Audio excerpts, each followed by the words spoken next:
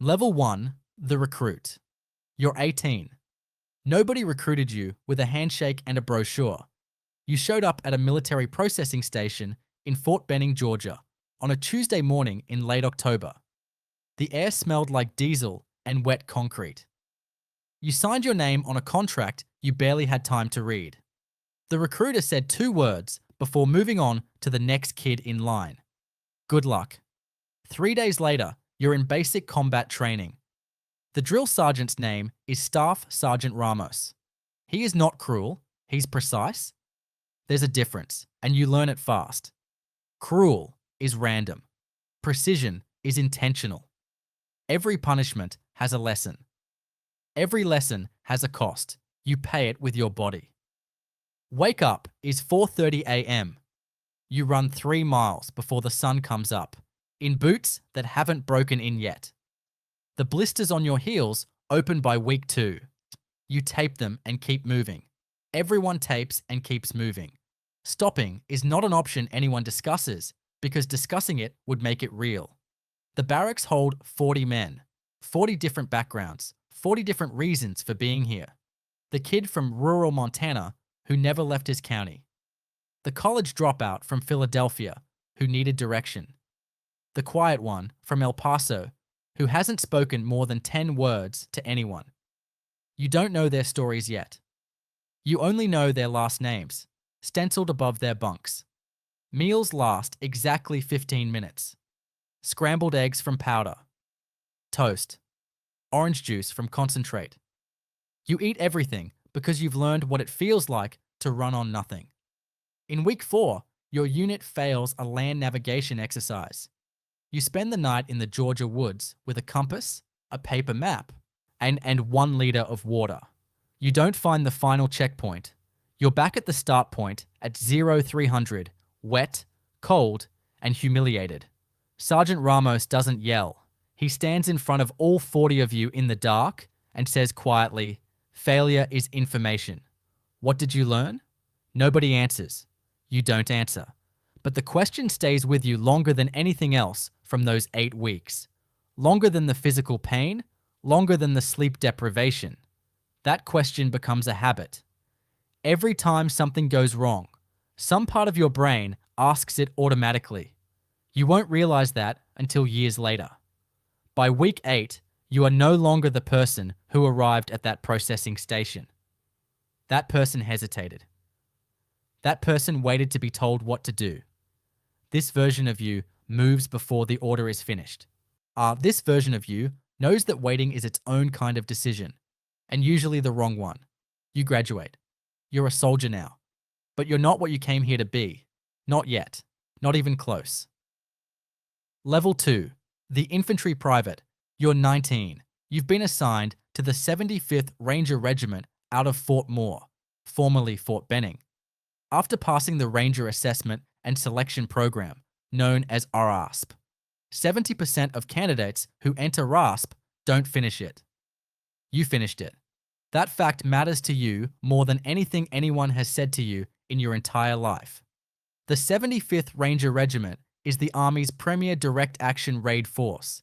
Its soldiers have operated continuously since the invasion of Afghanistan in October 2001.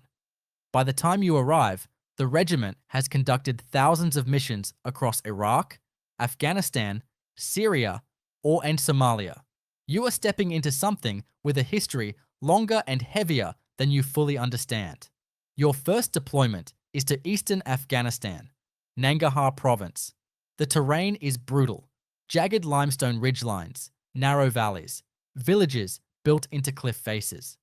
Your platoon sergeant is Sergeant First Class Okafor, Nigerian American, 3rd deployment. The kind of quiet that comes from having seen too much and processed all of it into stillness. He doesn't talk about what he's seen.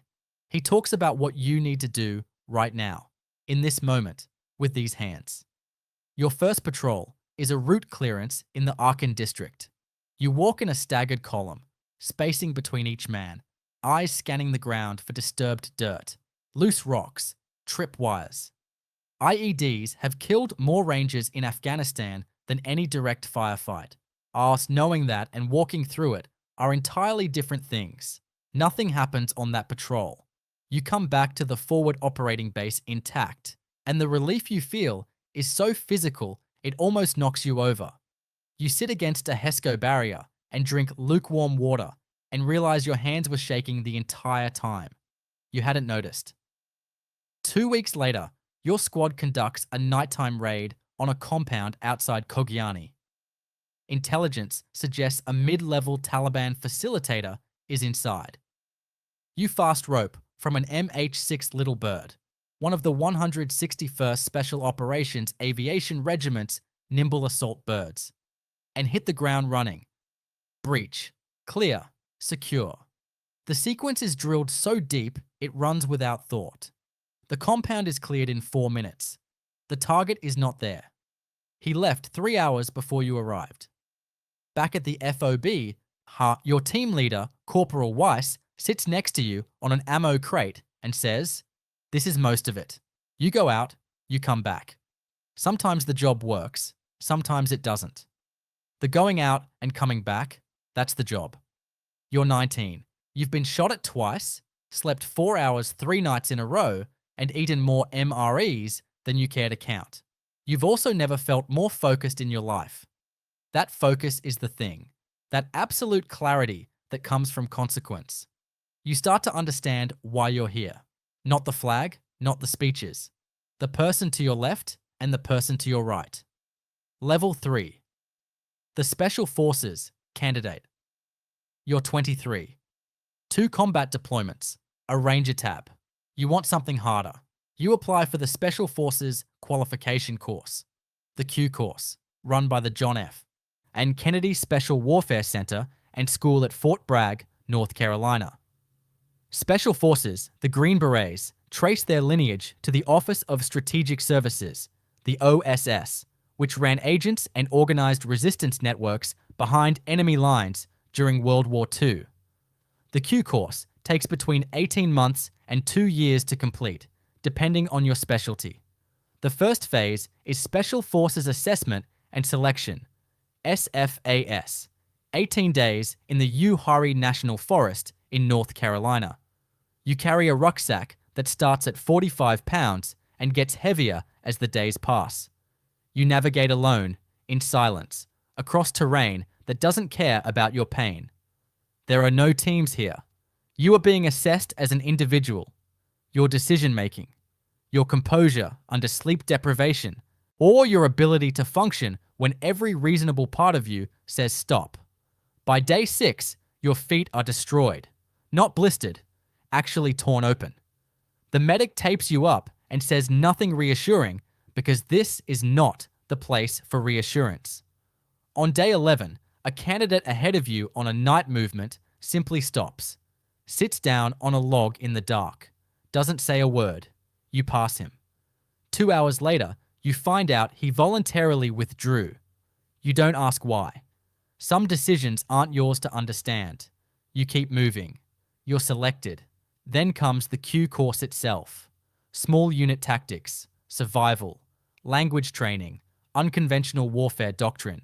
You're assigned Pashto, the primary language of southern Afghanistan and the tribal belt of Pakistan. It takes months. Your language instructor is a former Afghan interpreter named Daoud, who has a dry humor and an absolute intolerance for lazy pronunciation. He tells you, if you say it wrong, they won't trust you. If they don't trust you, the mission fails before it starts. You take that seriously. You study at 2,200 after